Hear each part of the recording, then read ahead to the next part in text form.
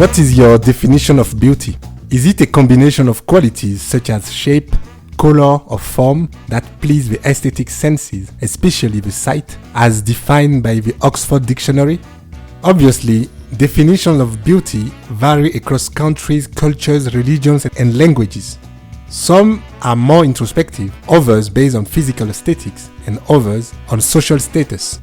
When we impart this definition of beauty into an African context, it takes on a more complex meaning, particularly with regard to history, specifically colonialism and slave trade, interacting with patriarchy to perpetuate white Western standard of beauty by socially and economically rewarding those closest to that standard.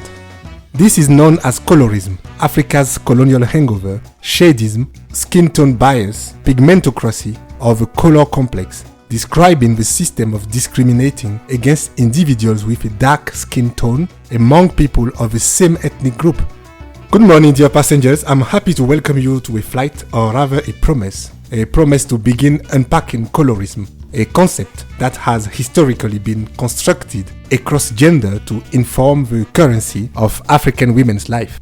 African History Daily by my daddy. Our Sankofa flight takes off in the 3rd century Europe, prior to European contacts with Africans, when early Christian fathers already depicted blackness as being adjacent to sin. Blackness was already socially constructed by the church as something bad and evil. As we fly south through northern Africa pre-European contact, we will run into famed medieval northern Africa writer Ibn Battuta and hear him describe the most perfect women in beauty as those that are pure white and fat. The reason was simple. Wealthy people did not have to work in the sun and did not lack food. So yes, many do argue that colorism existed then, but more as a socio-political marker, just like in many other places across the globe, such as Philippines, India, and Europe, where a French quote says that the nobility has blue blood. A sinister phrase that encouraged Europeans to improve their class status by whitening their skin to the point their veins become visible. So colorism seems to have existed, but then was exacerbated by two major historical periods, where proximity to skin whiteness demarcated slaves and non-slaves.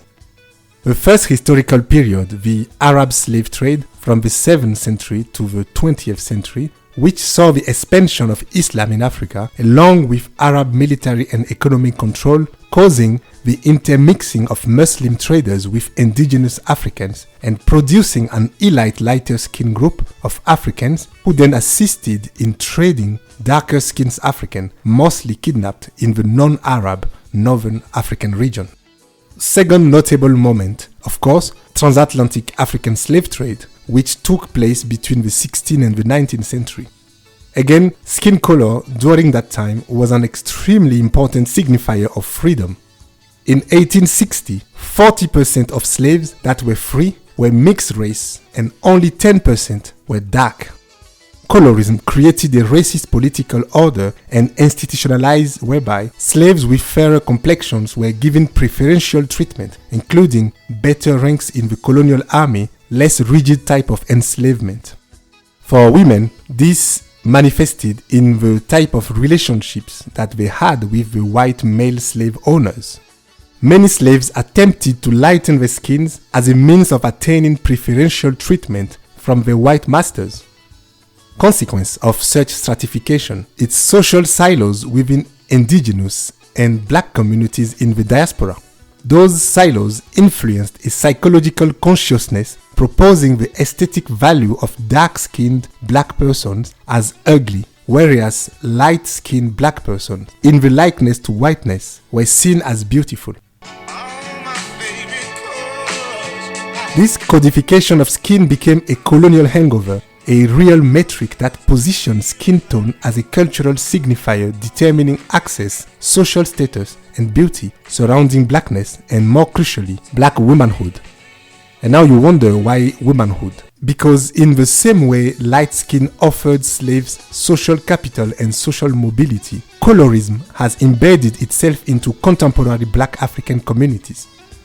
Skin tone is then a patriarchal tool, a signifier of beauty and currency that benefits lighter-skinned African women at the expense of darker-skinned ones. The term patriarchal tool was used in purpose for us to remember that these legacies of slavery and colonialism, in the grand scheme of things, operated as tools of male domination in the case of Arab slavery, and as tools of white supremacy and white male patriarchy in the case of colonialism and the transatlantic slave trade. So indeed, colorism is more than a colonial hangover. It became, and still is, an issue of gender and development in contemporary Africa that we must work slowly and collectively to highlight and ultimately eradicate.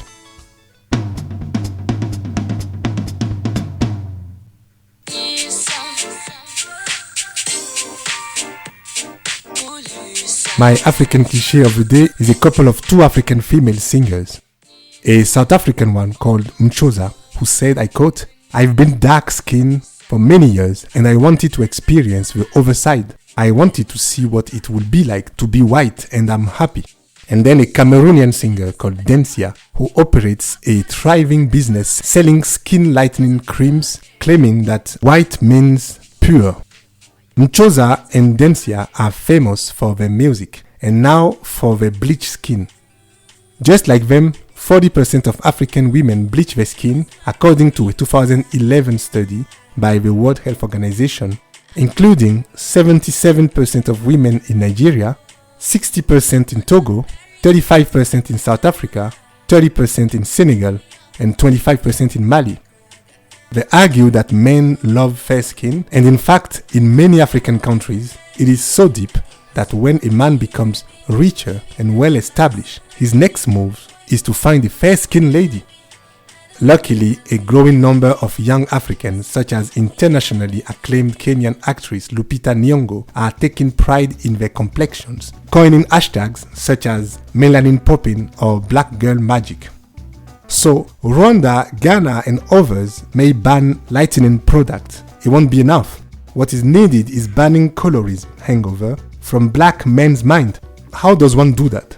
That's a question for you to meditate while reading 50 Shades of African Lightness, a biopsychosocial review of skin lightening practices. Thank you and goodbye.